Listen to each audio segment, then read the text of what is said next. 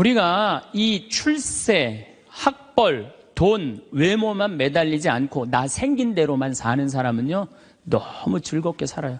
우리나라 직업 행복 지수 1등이 사진작가예요. 사진작가. 사진 찍는 사람들이 제일 행복하대요. 자연 다니면서 마음껏 세상을 다 담을 수 있잖아요. 얼마나 좋아요. 그러니까 여러분들 내가 원하는 일을 지금부터 찾아서 하라는 거예요. 여러분들 쉽게 안 죽어요. 여러분들 앞으로 지금 50대신 분들 손 들어보세요. 50대신 분들 손 들어보세요. 나 50 넘었다. 여러분들 앞으로 60년 남아있어요. 60년 동안 밥 먹고 자고 이 일만 할 수 없어요. 내가 원하는 일을 하다 죽어야 돼. 원하는 일을 하다 죽어야 돼. 지금부터 그 일을 찾아 나서야지 여러분들 행복해요. 우리가 이 세상을 살면서 악마의 유혹에만 안 빠지면 세상 참 행복하게 살 수 있어요. 악마는 주로 우리 예수님한테 광야에서 했던 유혹처럼 돈에 대한 유혹, 빵에 대한 유혹, 절을 하면 권세와 영광을 준다는 이 권세와 영광에 대한 유혹, 그 다음에 하나님이 계실까 안 계실까 예루살렘 성전에서 뛰어내려 보라는 신앙의 유혹을 우린 늘 받고 살아요. 일생을 살면서.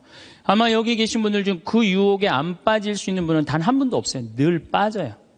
근데 그 유혹을 극복할 수 있는 방법이 데살로니가 전서 5장 16절에 나와 있어요. 항상 기뻐하여라. 끊임없이 기도하여라. 어떤 처지에서든 감사하여라. 여러분들 어때요? 세상 사는 거 기쁘세요? 안 기쁘세요? 기뻐요? 근데 항상 기뻐요?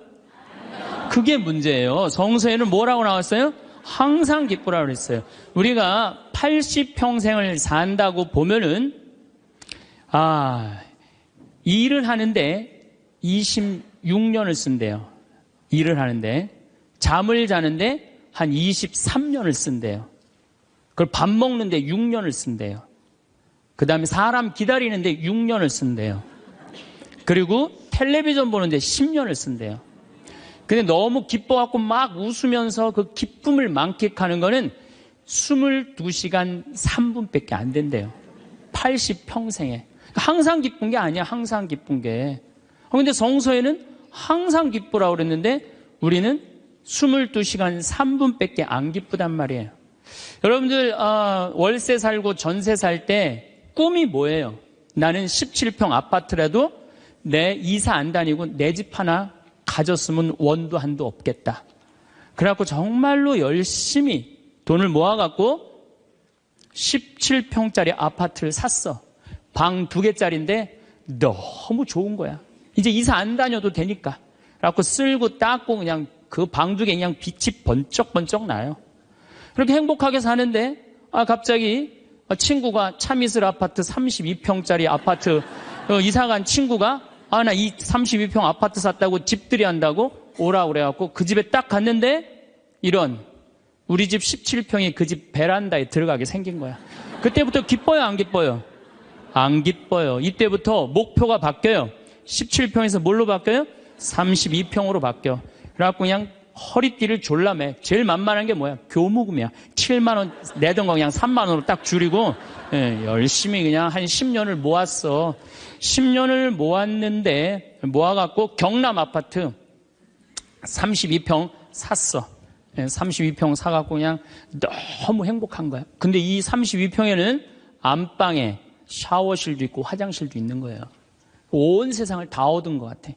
그냥 너무 행복한데 아니 친구가 천당역 분당에 50평짜리 아파트 샀다고 초대를 하네. 거기 와보니까 우리 집 32평이 어디에 들어가게 생긴 거예요? 그 집 거실에 들어가게 생긴 거예요. 우리가 이 세상을 살면서요 욕심을 부리다 보면은요 항상 기쁘지 않아요. 세상적인 욕심은요 채워도 끝이 없어요. 그래서 바다는 채워도 사람 욕심은 못 채운다는 거예요. 여기 계신 분들 혹시 난 지금 너무 괴로워. 내가 사는 게 힘들어. 뭐 때문에 힘드느냐면 지금 현실이 힘든 게 아니에요. 여러분들 욕심이 너무 많아서 힘든 거예요. 이유는 다른 거 하나 없어요. 그런데 우리가 목표가 하늘나라인 사람, 나는 이 세상적인 게 날 좀 실망시킨다 하더라도 이 세상적인 출세를 좀 못했다 하더라도 나의 최종 목표는 하늘나라다.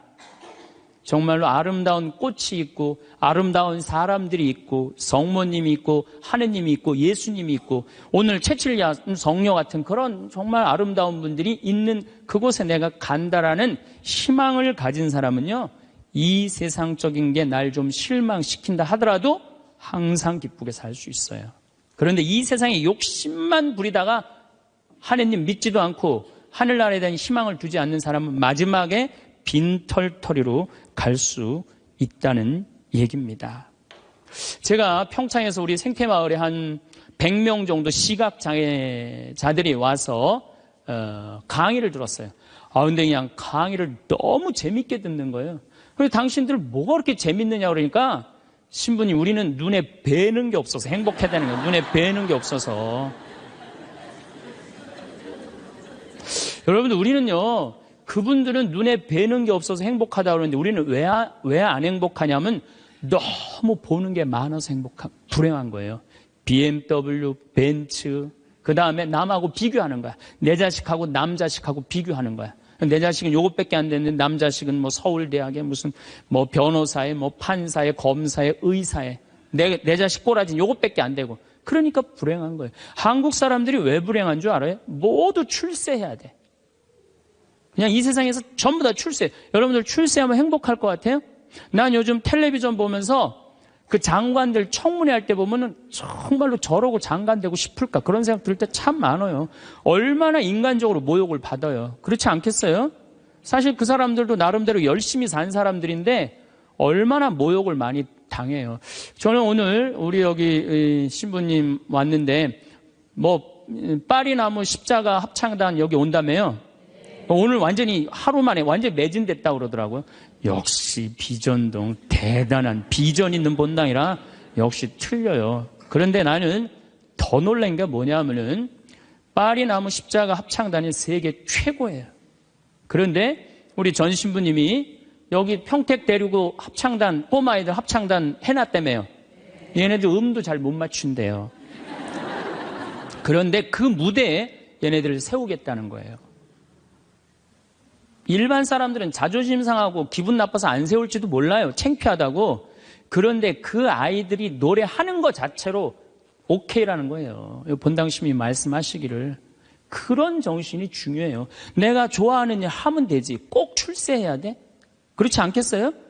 여러분들 여기 안 행복하세요? 여기 장관들 있어요? 국회의원들 있어요? 없잖아요. 그럼 우리 다 불행해야 돼요? 아니죠. 내가 오늘 얼마나 즐겁게 일을 하느냐 그거 하나라도 우리는 얼마든지 행복할 수 있어요. 학벌 서울대학 카이스트 이번에 3월 달에 카이스트 아이들 4명 자살한 거 여러분들 아시죠? 얼마나 똑똑한 아이들이에요. 여러분들 공부 잘하면 좋을 것 같아요? 공부 잘하는 애들끼리 또 스트레스가 많아요.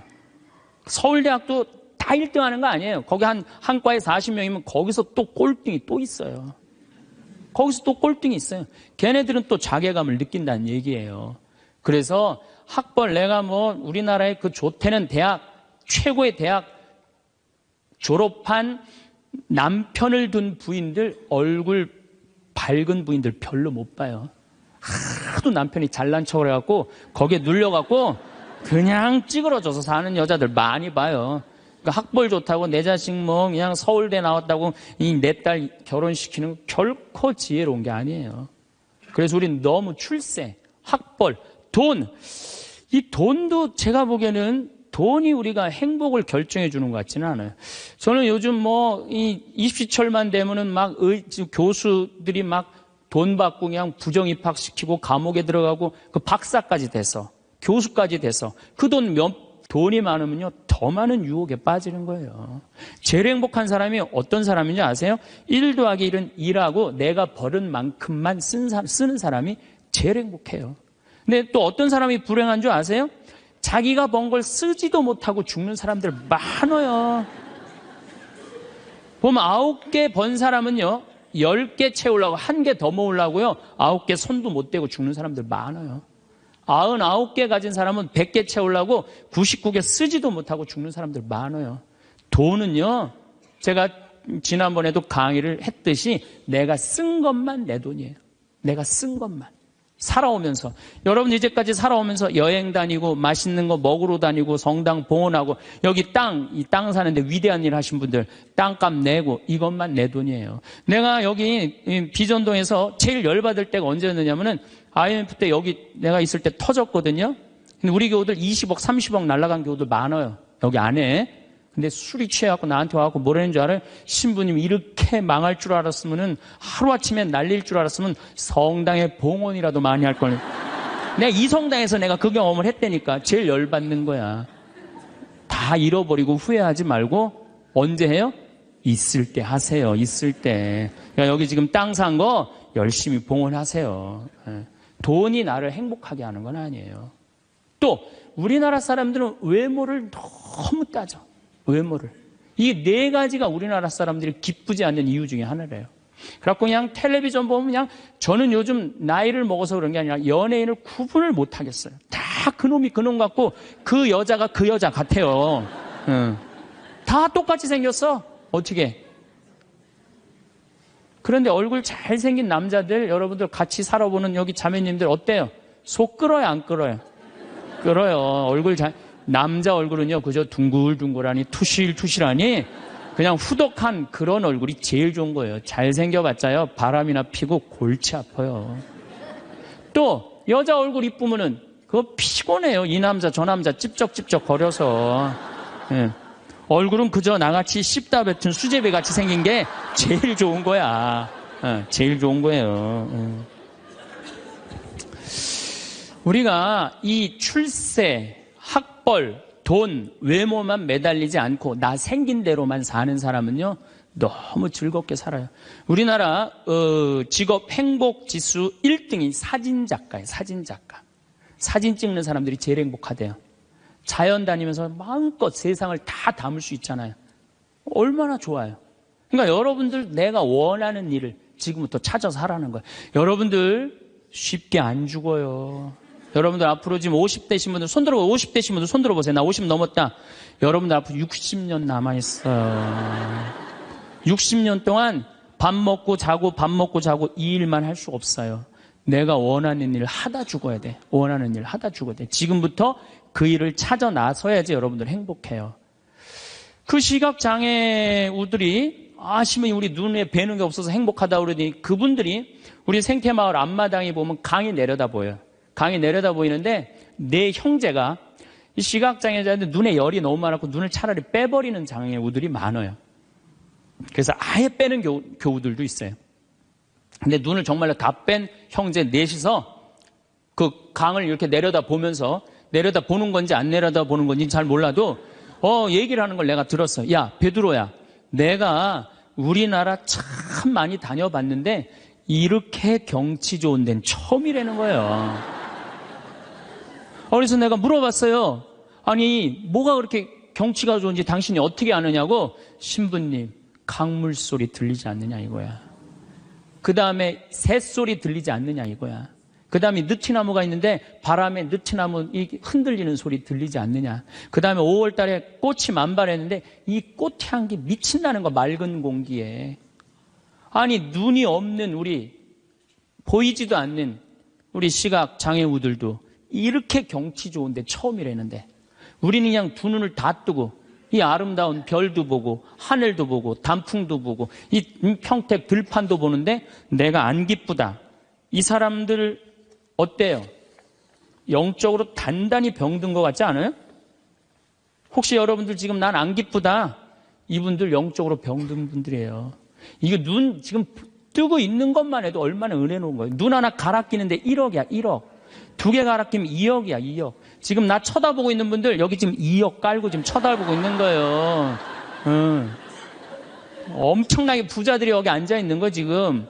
자 여러분들 심장 하나 갈아 끼는데 5천, 간 갈아 끼는데 7천, 신장 갈아 끼는데 3천이에요. 그럼 요거 합치면 3억 5천이에요.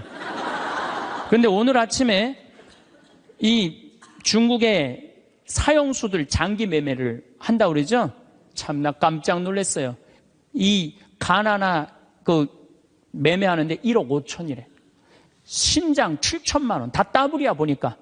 이 공식적으로 인터넷에 나온 자료보다 훨씬 더 비싸요.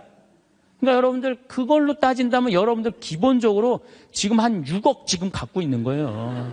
팔 하나 갈아 끼는데 400, 양팔 800, 양다리 1600 이거 합치면은 아니 이렇게 양다리 양팔 다 갖고 있으면서 내가 기쁘지 않다. 지금 기쁘지 않는 분은 욕심이 꽉 차서 기쁘지 않는 거예요.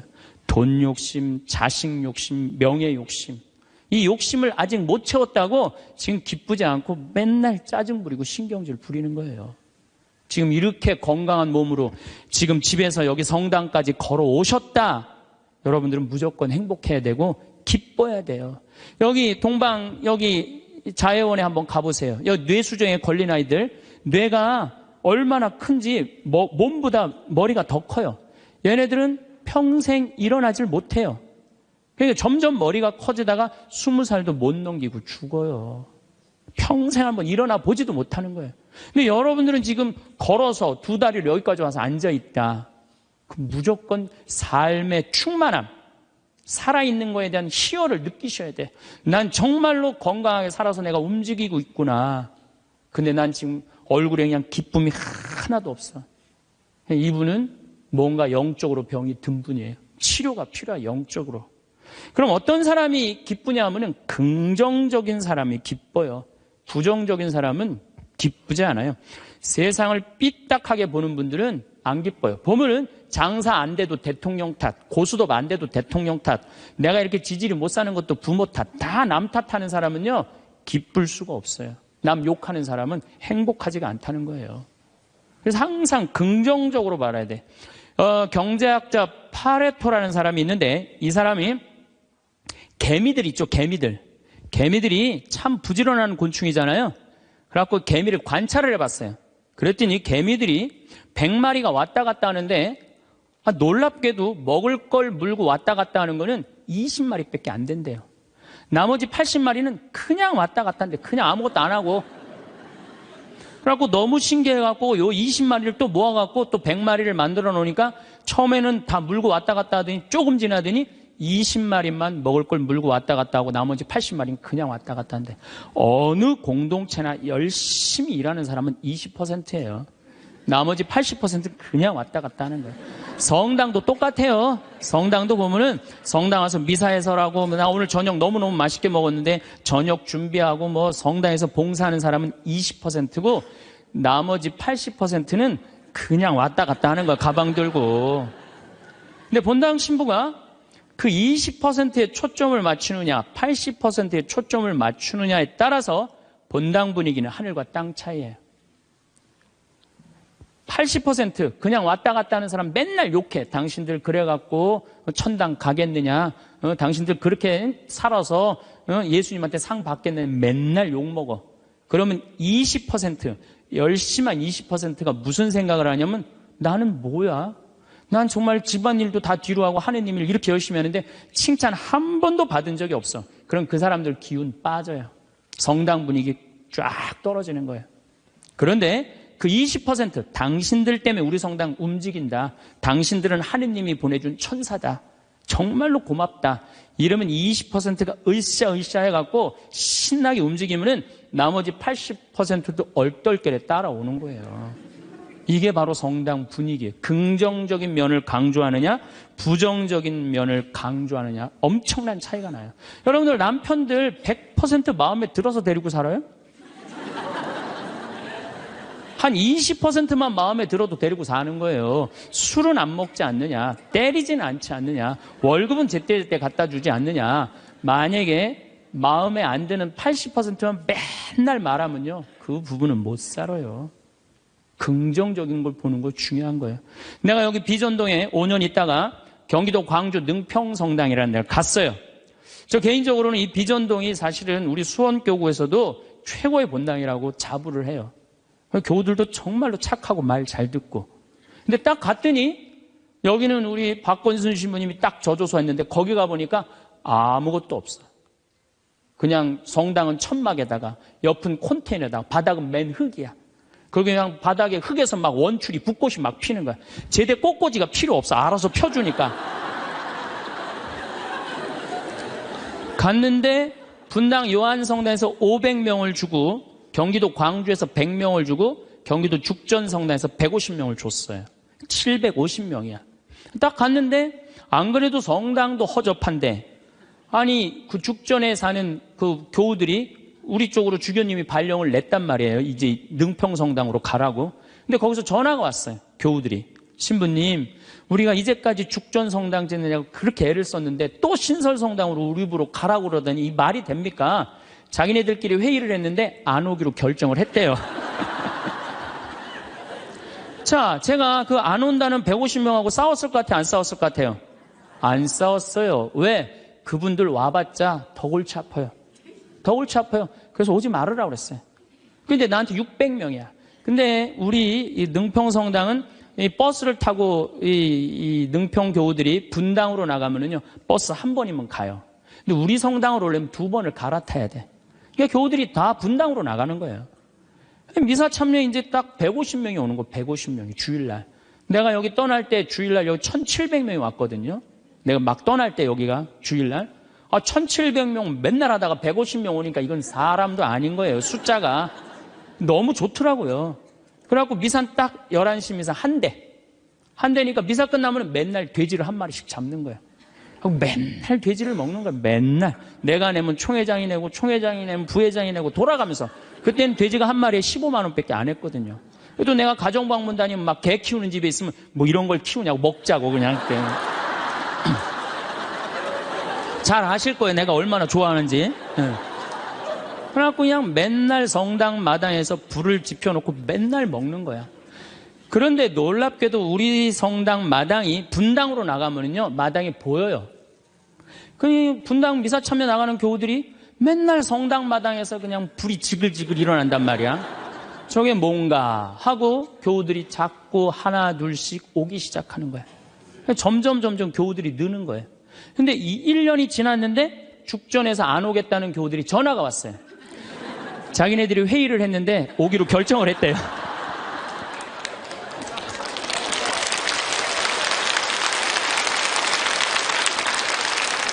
그래서 제가 오지 말라고 그랬겠어요? 오라고 그랬겠어요? 대환영이라고. 그래서 오라고 떠났던 교우들이 다 오는데 교우들이 1,000명이 됐어요. 1년에. 근데 또 이제 아파트가 조금씩 들어가고 2년 만에 2,000명이 됐어요. 그냥 너무 즐겁더라고요. 또 거기는 교우들이 그 시골 교우들이라 산에 가고 개구리 잡아오고 뭐 하여튼 난 환경운동하는 신부인데 너구리 잡아오고 별걸 다 잡아와. 이거 뭐 신부님 이거 개고기라고 그러고 거짓말하고 막 먹이고 너무 행복했어요. 그 예수 부활 대축일 끝나고 저기 막 사순절 끝나고 예수 부활 대축일 미사 끝나고 난 다음에 숫자가 조금이니까 엠마오를 가도 회장단하고 안 가고 본당 교우들 다 가자. 우리 그땐 또 IMF 망해갖고 노는 사람이 너무 많았어요. 다 가자니까 너무너무 좋아하는 거야. 내가 애들한테 물어봤어요. 초등학교, 중고등학교 애들한테 야, 니네들 지금 학교 가는 게 중요하냐? 예수님 부활해갖고 지금 우리 엠마오 가는데 엠마오 가는 게 중요하냐? 그랬더니 애들이 엠마오 가는 게 중요하다는 거예요. 야외 학습 신청해. 그래갖고 엠마오 100명씩 데리고 평창에 놀러 가고. 너무너무 즐거운 거예요. 점점 즐거운 거. 교우들이 3년째 됐는데 성당을 자꾸 짓재는 거예요. 이제 교우가 2,000명으로 늘어나니까. 나는 안 짓는다. 얼마나 아름다우냐. 그냥 땅바닥에서 그냥 원추리 붓고 피고 그러는데. 아니, 짓재는 거예요. 그럼 저 보자. 그래갖고 3년 9월에 시작해갖고 4년 부활절 입당을 했어요. 7개월 만에 성당을 줬어요. 7개월 만에. 우리 교우들이 봉헌식 하는 날, 또 봉헌식 하는 날도 내가 초등학교 애들한테 물어봤어요. 얘들아, 지금 하느님 집이 젖었는데 학교가 중요하냐? 성당 봉헌하는 게 중요하냐? 성당 봉헌하는 게 중요하대요. 그래서 니네들 오후 2시에 봉헌시니까 오전에 학교 갔다가 조퇴 다 하고 와라. 애들이 조퇴하고 100명이 왔어, 100명이. 수요일 날 봉헌식을 했는데. 그 교우들이 그래, 우리가 언제 이렇게 성당을 줘서 봉헌을 했느냐고. 나는 사목 목표가 고객 만족이 아니라 고객 기절이에요. 교우들이 기절할 때까지 나는 한다. 그래서 여러분들 여기 어른들 바닷가 갔던 거 생각나요? 700명? 가성이 한 3박 4일 동안 기절하면서 놀았잖아요. 근데 그때도 내가 이루지 못한 일을 여러분들이 올해 우리 전 신부님이랑 저 앞에 땅 사신 거 너무 대단한 거예요. 기쁨은요, 모든 일이 일어나는 거예요. 그러니까 교우들이 기절한 상태에서 너무 행복하니까 자기 주머니에서 돈 나가는지도 모르고 막 내는 거예요. 깨보니까 성당이 젖은 거야. 깨보니까. 기쁨은요, 모든 일이 이루어져요. 분열이 있고 미움이 있고 징후가 있는 데는요, 아무 일도 안 일어나지만은 기쁨이 있는 데는요, 기적이 일어나게 돼 있는 거예요. 그래서 여러분들, 우리가 기쁘게 사는 거는 아주 중요해요. 기쁘게. 그 어떤 사람이 기쁘냐? 긍정적인 사람이 기뻐요. 긍정적인 사람이. 성모님은 긍정적이셨을까요? 착했을까요? 성모님 100번 긍정적이에요. 처녀한테 천사가 나타났어. 마리아, 너 아이를 가질 것이다. 저는 처녀인데요. 아마 착한 여자였다면 이렇게 얘기했을 거예요. 아니, 난 너무 지금 요셉이랑 약혼한 상태라 나는 요셉한테 미안해서 애 갖고 난 절대 결혼 못한다. 난 순수하고 깨끗하게 요셉한테 시집 가고 싶다. 그리고 우리 어머니 아버지 쓰러진다. 아니, 그리고 왜 처녀한테 와서 그러느냐. 애 한 둘, 셋 논데 가서 얘기해봐라. 분명히 그랬을 거예요. 근데 성모님은 굉장히 긍정적이셨어요. 당신을 통해서 인류의 구세주가 탄생한다 그러니까 이 몸은 주님의 종입니다. 그대로 저에게 이루어지기를 바랍니다. 한번 해보자는 거예요. 얼마나 적극적이고 긍정적이에요. 이렇게 적극적이고 긍정적이셨기 때문에 인류 구세주의 어머니가 된 거예요. 그래서 나는 긍정적인 여자가 좋지, 난 착한 여자는 좋아하지 않아요. 나는 착한 여자가 난 싫어요, 사실은. 착한 여자 짜증나요, 짜증나. 우리 생태마을에 50, 60이 다 돼갖고 암이 걸려갖고 오는 분들 많아요. 특히 자매들. 근데 이렇게 얘기를 해요. 신부님, 나 평생 집안 위해서 고생하고 희생하고 내가 참고 견디고 살았는데 맨 마지막에 이렇게 암이 걸려갖고 내 인생을 돌아보면 남는 게 아무것도 없다고. 정말로 억울하고 분하다고. 그럼 나한테 막 울고, 난 이런 여자들 짜증나요. 누가 그렇게 살래요? 집에서는 엄마가 행복해야 돼. 집에서는 엄마가 행복해야 돼요. 무슨 얘기냐면은, 나 지금 남편이 맨날 바람 펴. 남편이 맨날 빚졌어. 시어머니 모시는 거 너무너무 지겨워. 그래갖고 맨날 머리 하얀 거 딱 띄고 그냥 맨날 누워있어. 그래갖고 애가 그냥 학교 끝나고 엄마 나 학교 다녀왔어. 그냥 저 집 식구만 보면 신경질이 나는데 애까지 학교 다녀왔고 그래서 나보고 어쩌라고. 이러는 엄마는요, 애들이요, 집을 겉돌기 시작해요. 겉돌기 시작해. 엄마가 행복하지 않는 집 애들은요, 집 밖을 나가 떠돌아다니게 돼 있는 거예요. 맨날 지겨워 죽겠다. 입만 열면은. 죽었으면 좋겠다. 이렇게 말하는 엄마 있는 집의 자녀들은요, 집에 안 들어가요. 집에 들어가면 맨날 엄마가 입에서 나오는 소리가 죽었으면 좋겠다, 지겨워 죽겠다, 내 팔자야 이러면은요, 애들은 겉돌기 시작하는 거예요. 그러면 겉돌아갖고 나가갖고 떠돌아다녀서 3년을 떠돌아다니면요, 진짜 골치 아픈 애가 돼서 돌아와요. 근데 엄마가 너무너무 기뻐. 엄마는 학교 다녀왔어. 우리 아들, 딸 수고했어. 공부하느냐고 얼마나 힘들었어. 엄마가 맛있는 간식 사놨거든, 만들어놨거든. 딱 안아주면은요, 애는 간식 먹으면서 집에서 행복하게 살 수 있어요. 집에서는 누가 행복해야 돼? 엄마가 행복해야 돼. 그러니까 여기 계신 분들, 내가 행복한 게 결국은 누가 행복한 거야? 자식이 행복한 거예요. 그러니까 누구한테 잘해줘야 돼? 엄마한테, 본인한테 잘해줘야 돼요. 희생한다고 그게 훌륭한 게 아니에요. 참는다고 그게 훌륭한 게 아니에요. 집에서는 누가 행복해야 되냐면 아내가 행복해야 돼, 아내가. 근데 우리나라 대한민국의 아내들은요, 희생하고 인내하고 참아요. 더욱이 성당 다닌 사람들은 자기가 십자가 진다고 생각하고 파마 한번 하면은 보통 제대로 좀 잘 뽑으려면 한 10만 원 정도 들고, 여기 뭐 트리트먼트, 영양 이거 하려고 그러면 한 20만 원 정도 들잖아요. 그러니까 그 돈이면, 이 돈이면 차라리 뭐 한다? 이 돈이면 차라리 애 학원을 한 번 더 보낸다. 이 돈이면 내가 살림살이를 하나 더 한다. 그리고 자기는 파마를 어떻게 해? 3만 원짜리 철모 뒤집어 쓴 거 딱 하고 있는 1년 내내 풀어지지도 않는 거 그냥 딱 쓰고 있는 거예요. 난 그런 여자가 싫다는 거예요. 그런 여자가. 그래갖고 이제 아침에 이제 남편이 출근할 때 보면 막 또 그게 또 부풀러갖고 사자 머리 풀어헤쳐놓은 것처럼 막 이러고 눈 이상하게 또 여보 다녀와. 다녀오게 하고 난 다음에 다녀오라고 그러죠. 허벅지 뜯어진 치마도 좀 입고, 가슴 파인 것도 입고, 향수도 딱 뿌리고, 머리도 딱 한쪽으로 딱 묶고, 예쁘게 하고 여보 다녀와. 그래야지 남편이 야, 나 이쁜 마누라 이거 위해서 내 다녀와야 돼. 이런 생각이 들지. 그냥 머리는 뭐 그냥 이래고 그냥 잠도 그냥 개슴치레하고 다녀오라고 그러면. 근데 또 대한민국 남자들은 착해요. 또 다녀오랜다고 저녁에 여보 나 다녀왔어. 근데 아직도 사자머리를 하고 그냥. 여러분들, 우리 평창에 읍내 룸사롱이 있어요. 근데 룸사롱이 있는데 내가 오후 2시에 목욕을 갈 때가 있어요. 근데 우리 평창 목욕탕이 읍내에도 있지만 이 동네에 떨어진 목욕탕이 하나 있어요. 근데 그 목욕탕에서는 봉고를 운영을 해요. 시골 사람들 42개리가 있거든요. 그러니까 시골 사람들이 목욕하려고 그러면 전화하면 봉고 가서 데리고 와요. 근데 거기 아가씨들도 전화하면 우리 그 목욕탕이 봉고를 가지고 데리고 와요. 내가 목욕 2시에 갈 때 그 아가씨들이 같이 봉고를 타고 들어올 때가 있어요. 내릴 때 보면은요, 정말로 저런 여자들하고 무슨 술 마시나 갖고 술을 먹을까 이런 생각이 들어요. 하여튼 밤새 술 먹고 그래서 겨우 이제 정신 차리고 나오니까 이상하잖아요. 나도 이제 목욕탕 들어오고 그 아가씨들도 목욕탕 들어가. 그런데 목욕이 끝나고 그 아가씨들이 꾸미고 나오면요, 들어갔던 아가씨들이 아니에요. 얼마나 예쁜지요. 술이 확 땡긴다니까 그 아가씨들 보면은. 여기 계신 여러분들도 본인한테 조금만 투자하면은, 본인을 조금만 가꾸면은 참 예쁠 거예요. 근데 자기 무슨 군인이야? 철모 딱 쓰고 옷도 1년 내내 그냥. 지금도 내가 분명히 여기 방송 촬영한다고 그랬는데 다 까만 옷 입고 왔어. 좀 이쁜 옷 좀 입고 오라고 그랬더니. 그게 누가 이 보면은 좋겠어요. 결코 그게 잘하는 게 아니에요.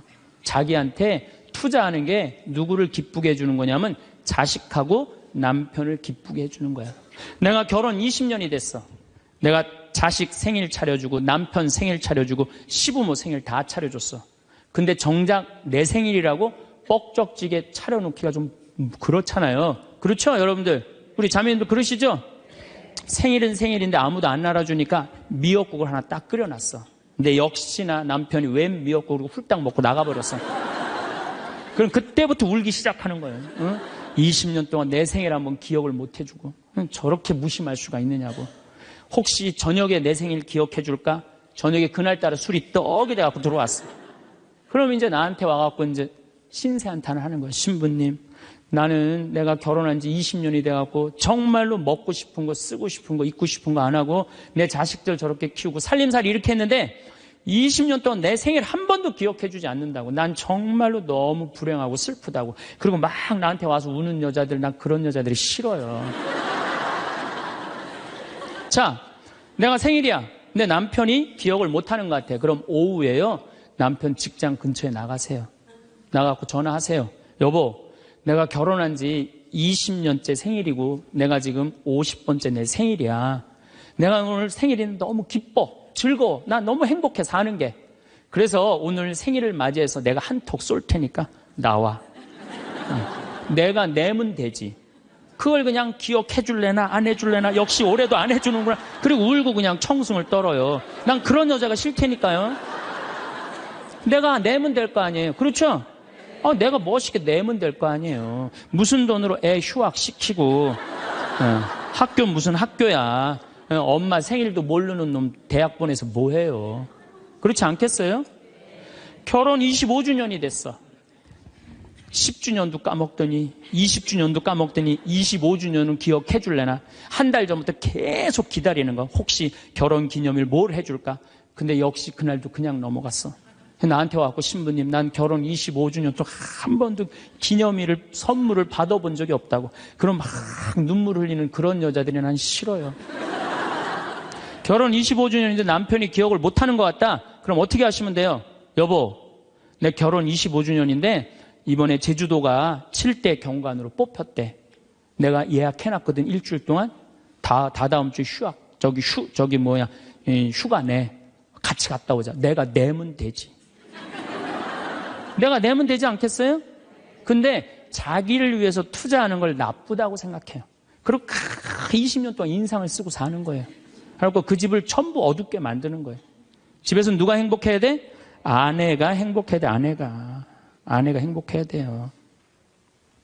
집에서 누가 행복해야 되냐면은 며느리가 행복해야 돼. 며느리가 스트레스를 받고 남편한테 스트레스를 받고 자식한테 스트레스를 받으면요, 시부모는요 더 미치는 거예요. 뭐가 기쁘다고 시어머니를 모시겠어요. 그러니까 여기 있는 우리 형제님들, 내가 남은 인생 이게 참 안 죽는 게 문제예요. 옛날에는요 평균 연령 46세 때는요 조금 못 살아도, 남편이 속색여도, 시부모가 힘들게 해도 다 참고 살았어요. 왜 참고 살았는지 아세요? 몇 년만 참으면 죽을 거니까. 몇 년만 참으면 죽을 거니까 다 참고 살았어요.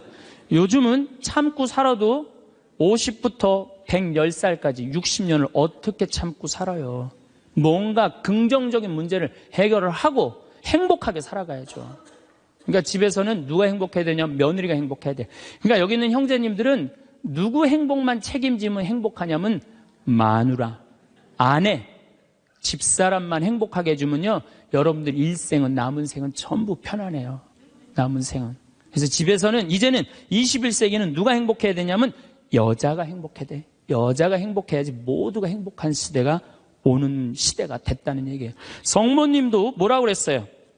내 영혼이 주님을 찬송하며 나를 구하신 하느님 생각에 내 마음 기뻐 뛰노나이다. 성모님이요 그렇게 불행하게 산 게 아니에요.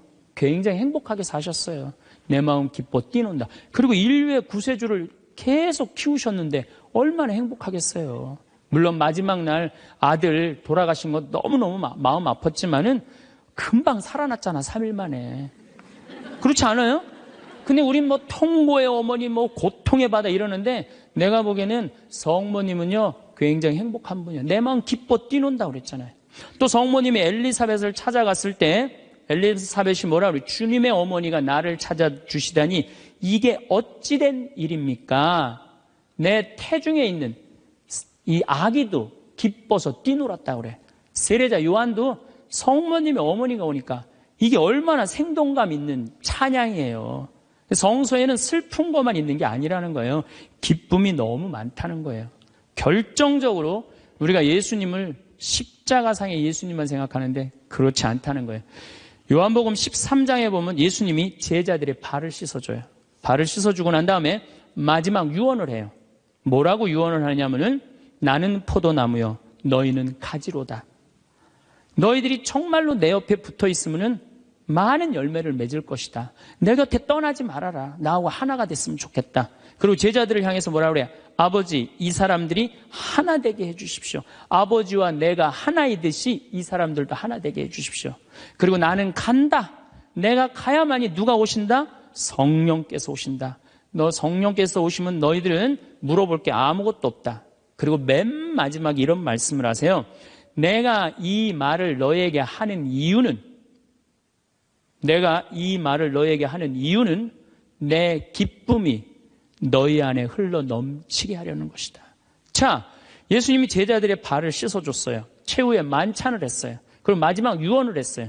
유언 맨 끝에 뭐라고 그랬냐면 내가 이 말을 하는 이유는 내 기쁨이 너희 안에 흘러 넘치려는 것이다. 지금은 고통의 시간이 다가오지만은 나중에 마지막 날에 하늘나라의 문이 열리면 너희들은 물어볼 것도 아무것도 없고 그 하늘나라를 얻었다는 기쁨에 너희들 가슴이 터질 것이다.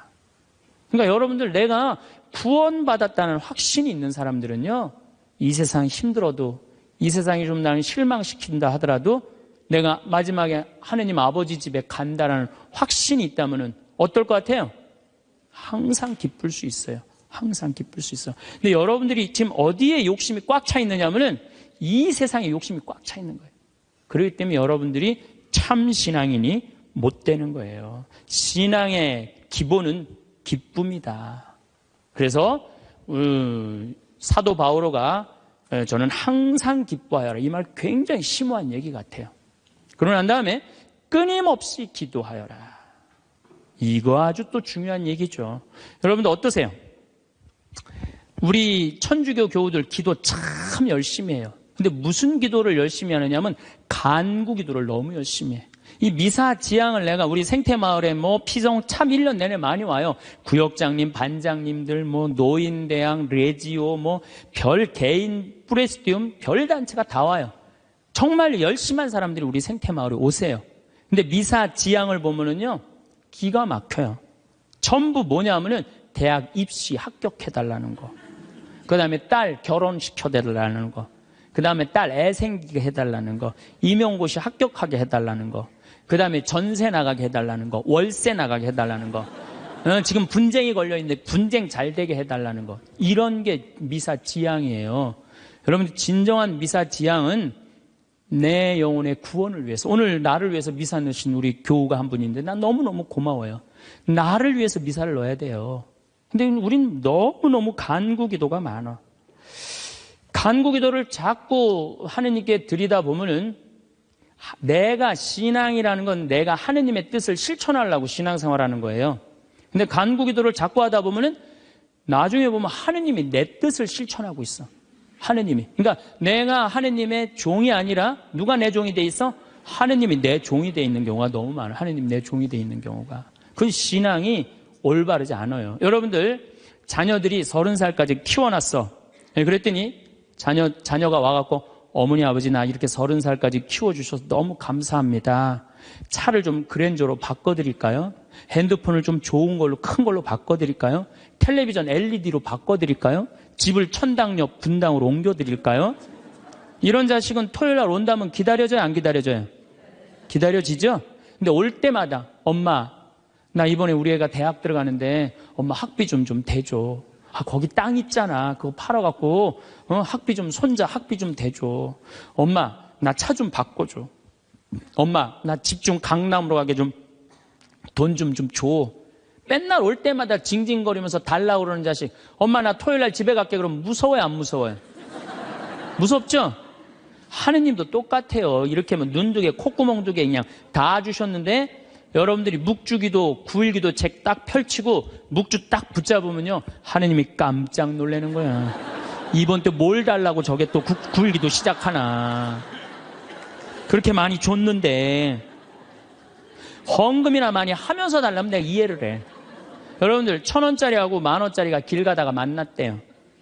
1,000원짜리가 10,000원짜리한테 물어봤대요. 너 요즘 어떻게 지내느냐? 그랬더니 10,000원짜리가 나 요즘 너무 바쁘다고 한국 시리즈 야구 구경도 가야 되고 연극도 보러 가야 되고 갈비도 먹으러 다녀야 되고 여행도 다녀야 되고 교회도 다녀야 되고 너무 바쁘다고. 이 파리 나무 십자가 공연도 보러 가야 되고 너무 바쁘다고.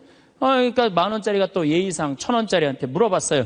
그러는 너는 어떻게 지내느냐 그랬더니 1,000원짜리 하는 말이 나는 사는 게 하나도 재미가 없어. 그날이 그날 같고 매일 똑같아. 뭐가 그렇게 그날이 그날 같은데? 그랬더니 1,000원짜리가 하는 말이 나는 하는 일이라고는 성당 다니고 또 성당 다니고 성당만 다녀 그러더래요. 아니 하느님한테 헌금이나 많이 하면서 시키면 내가 이해를 해. 딸랑 1,000원 주면서 뭐 이렇게 부탁하는 게 많아요. 미사 예물도 그래. 내가 보면은 이렇게 10,000원짜리 미사 예물 넣고 막 10명씩 쓰는 사람들 많아요. 그 한 사람당 1,000원이야. 한 1,000원. 내 얘기가 아니야. 내 동창 신부 얘기예요. 내 동창 신부님 얘기, 송영호 뻘건이 신부님 얘기예요. 나 좋은 거 배웠어요. 그 신부님한테. 아니, 하느님한테 미사 예물을 내면서 1,000원을 내면서 10,000원을 내면서 10명을 쓰면 어떻게 해. 그러니까 하느님이 1,000원 받고 너무 바빠요. 1,000원 받고. 헌금이나 많이 하면서 달라면 내가 이해를 해. 딸랑 1,000원 하면서 그냥 자꾸 간구 기도를 하다 보면 하느님을 시험하게 돼요. 자꾸 간구 기도를 하다 보면. 하느님은요, 감사 기도, 찬양 기도를 드릴 때요, 여러분들, 하느님께 뜨거운 마음이 생기는 거예요. 내가 행복하려면 나에게 투자하는 것의 중요성을 강조하는 명언 공유 드립니다. 워렌 버핏 자기 자신에게 투자하라. 당신의 인생에서 가장 중요한 자산은 바로 당신 자신이다. 벤자민 프랭클린 배움에 대한 투자는 최고의 이윤을 가져다 준다. 윌리엄 패더 자기 자신을 믿어라. 당신이 가지고 있는 무한한 잠재력에 투자하라. 자기 개선을 통해 당신은 원하는 어떤 것이든 이룰 수 있다. 벤자민 프랭클린 지식에 대한 투자는 가장 높은 이자를 낸다. 집론 자기 자신을 개발하라. 당신의 삶의 질은 당신의 자기 개발에 대한 투자에 비례한다. 루이자 메이 알콧 당신 자신을 사랑하고 돌보는 것은 당신이 다른 사람들에게 줄 수 있는 최고의 선물이다. 톰 홉킨스 당신 자신에게 투자하는 것은 가장 확실한 투자이다. 그것은 당신의 능력과 가능성을 최대한 발휘할 수 있게 해준다. 오프라 윈프리 마이너스 당신이 자신을 더 잘 알게 되면 당신의 꿈을 이루기 위한 가장 좋은 방법을 찾을 수 있다. 로빈 샤르마 자기 자신에게 투자하는 것은 성공적인 삶을 위한 필수 조건이다. 마이너스 로빈 샤르마 피터 드러커 자기 자신을 향상시키는 것은 평생 동안 지속되어야 할 여행이다. 이 명언들은 자기 자신에게 투자하는 것이 개인의 성장과 성공에 얼마나 중요한지를 잘 나타냅니다. 오늘도 평안하시길. 감사합니다. 내일을 걱정하지 마라. 내일 걱정은 내일이 할 것이다.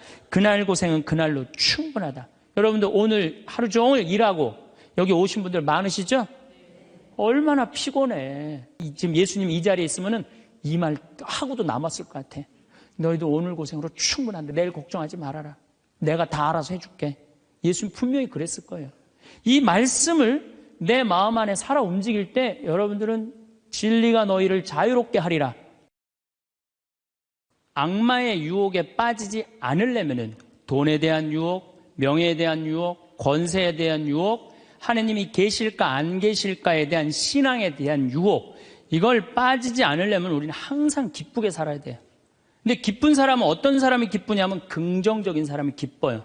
또 어떤 사람이 기쁘냐 하면은 정말 마음을 욕심이 없는 사람이 기뻐요. 욕심이 꽉 차 있는 사람, 자식 출세하기를 바라는 사람, 돈을 많이 벌기를 바라는 사람, 그냥 높은 자리에 올라가기를 원하는 사람, 이런 욕심이 있는 사람들은요 기쁘지 않아요.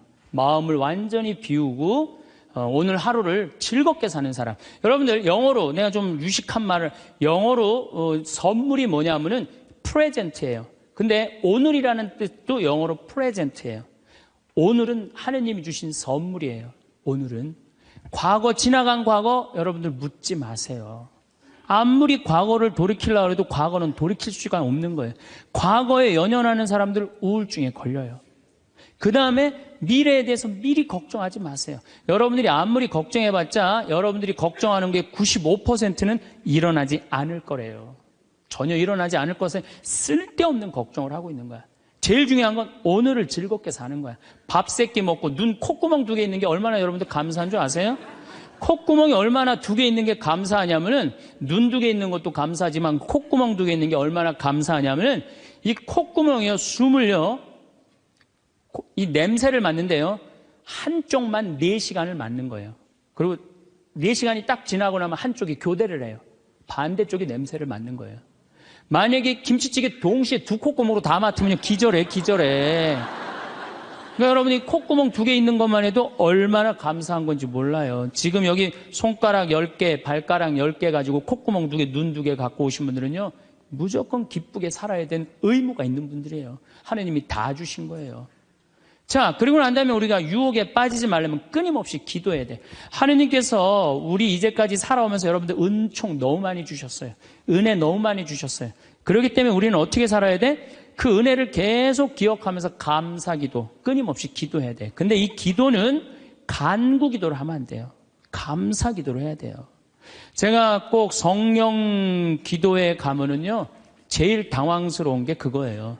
내가 성령 기도에 가면은 할머니들이 신부님 골이 아파요, 무릎이 아파요, 허리가 아파요, 안수기도 해달라는 거예요. 근데 저는 신부 될 때 이 제단에 엎드려서 하느님한테 2가지를 청했어요. 하나는 강론 잘하게 해달라고. 근데 하느님, 정말 저는 누워서 그렇게 기도했어요. 왜 제가 그 기도를 청했느냐면은 저는 초등학교 때부터 발표 때마다 선생님이 제일 먼저 너 일어나서 발표하라고 그랬어요. 그리고 책 읽을 때도 항상 나보러 읽으라고 그랬어. 목소리가 좋으니까. 그러니까 내가 받은 달란트는 뭐야? 말하는 거. 그리고 신부가 말씀 전하는 사람 아니에요. 그래서 강론 잘하게 해달라고 내가 정말로 엎드려서 간구했어요. 근데 뭐 1년에 300회, 내일도 여기 전주 중앙성당에 가서 강의하고 또 전주에 있는 중학교에 가서 그 학부형들하고 선생님들한테 강의해. 내일도 전부 단축 수업한대요. 그 선생님들도 강의 들으게 한다고 일반 학교에 가서 강의하는 거예요. 행복론에 대해서. 그러니까 1년에 한 300회 정도 초청 강연 다니니까 이거 소원 들어주셨어요. 난 너무너무 감사해요. 또 내가 글 잘 쓰게 해달라고. 이제까지 책 3권 썼는데 요즘 쓴 거 사는 맛, 사는 멋. 이거 정말로 많은 분들이 행복하다고 참 전화가 많이 와요. 독자들한테. 아니, 나 이 2가지 다 받았어요. 나는 더 이상 하느님한테 원하는 거 없어요. 하느님은요, 각 각자의 달란트가 다 달라요. 그리고 그냥 집 잘 짓는 신부님들, 또 우리 그냥 전 신부님, 내가 보기엔 사목 너무너무 잘하세요. 그러니까 그 감히 못하는 15년이 지나서 엄두도 못 냈던 저 땅을 사죠. 아무나 사는 게 아니에요. 교우가 일치가 되기 때문에 그게 가능한 거죠. 그 다 달란트가 달라요. 근데 내가 받은 달란트는 강론자라고 글 잘 쓰는 거야. 나는 치유의 은사를 받지 않았어요.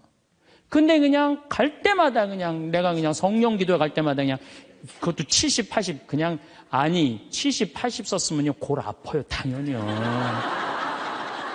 아 무릎 아프고 허리 아파요 당연히. 아 그걸 그냥 와갖고 하느님이 그냥 신부님이 그냥 허리 아프니까 그냥 안수 좀 해달라고 그러면 그 나요 80년 동안 쓴 거를. 그럼 난 또 착하니까 해주긴 해줘요. 할머니 머리에 손을 얹고 아니 뭐 치유의 은사는 없으니까 머리에 손을 얹고 뭐라고 기도하냐면은 하느님 이 할머니 골이 아프답니다. 그런데 눌러줘요. 그런데 저는 치유의 은사가 없는 게 확실해요. 우리 오홍진 신부님은 정말로 이 안수의 능력이 있으신 것 같아. 이쪽 쓰러진다, 이쪽 100명 막 쓰러지고 막 이쪽 쓰러진다. 2층 젊었을 땐 2층 쓰러져 2층 막 쓰러지고 그랬대요 정말로. 근데 나는 그렇게 20년 동안 안수 기도를 했는데 쓰러진 사람이 한 명도 없어요. 아이 정말이에요 정말. 쓰러진 사람 한 명도 없어요. 그리고 내가 안수 기도를 하면 누르면 내가 느껴요. 내 손에서 아무것도 안 나가는 게 느껴요. 누르고 있으면 뭐가 나와야지 눌러줄 거 아니에요. 뭐가 나와야지.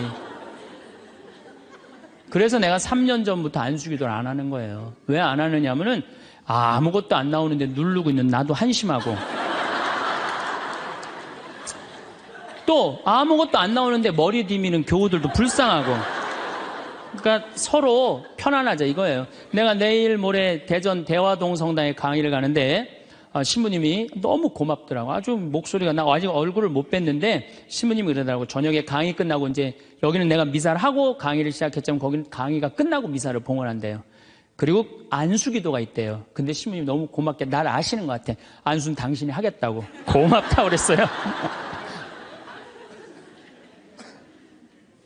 어쨌든 하여튼 제가 재작년에 2009년에 미국 북동부 성령 대회가 있어요. 근데 여러분들 참 미국 교우들이 참 열심히 해요. 특히 성령대회는요, 한국의 성령대회하고 분위기가 틀려요. 정말로 열심히 해요. 갔는데 첫날 800명이 왔는데 교우들이 그냥 내 강의고 화가 나십니까? 라는 주제로 강의를 했는데 너무 재밌게 들었어요. 또 그날따라 강의가 잘 되더라고요. 그랬더니 둘째 날에는 막 사람들이 전화를 막 한 거야. 야, 한국에서 조그만 신부가 왔는데 너무 재밌다. 그래갖고 둘째 날은 1200명이 늘은 거예요. 그런데 성령대 19년 활동한 늘어난 적이 처음이라는 거예요. 그런데 점점 나는 불안한 거예요. 점점 성령대 하이라이트를 향해서 가는 거야. 성령대 하이라이트는 뭐냐면 치유의 안수의 절이야. 점점 불안한 거예요 이거. 아니 내 손에서는 아무것도 안 나오는데 이제 아무 능력 없는 거 탈로가 나게 생긴 거야. 그런데 그때 같이 갔던 신부님이 청주교구 박효철 베네딕토 신부님이라고 있으세요. 전국 성령 주치도 신부님이세요. 근데 그분은 내가 뵈니까 치유 은사가 있어요. 그러니까 나는 말씀의 은사가 있지만 그분은 치유 은사가 분명히 있는 분이야. 그래서 나한테 오지 말고 박신부님한테 가라. 그것도 나하고 본명도 같아. 베네딕토 박신부님한테 가라. 그리고 난 도망갔어요 사실은. 그런데 그 예절을 저 강당 뒤에서 보는데요 정말 은혜롭더라고요. 나는 죽었다 깨어나도 그렇게 못해요. 근데 그때 200명이 났어요. 정말로 내가 다음에 갔는데도 그때 치유됐다는 사람 너무 많이 만났어요. 그건 하느님의 성령 특별한 은혜가 있었던 거지. 그래갖고 이제 박 신부님 덕분에 내가 잘 마치고 이제 한국에 이제 돌아왔어요. 2010년이 됐는데 미국 북동부 성령대에서 또 전화가 왔어요. 올해 또 와달라는 거예요. 내가 화를 냈어요. 왜 자꾸 날 부르느냐. 그거 부담스럽거든요. 그거 굉장히 큰 대회니까. 아니 내 손에서 아무것도 안 나온다는데 왜 자꾸 부르느냐. 좀 이 손에서 능력 나오는 신부님들 불러라. 그랬더니 그 교우들이 위원들이 하는 말이 신부님 걱정하지 말라고. 신부님은 손에서 안 나오는 대신 입에서 나오니까 걱정하지 말라고.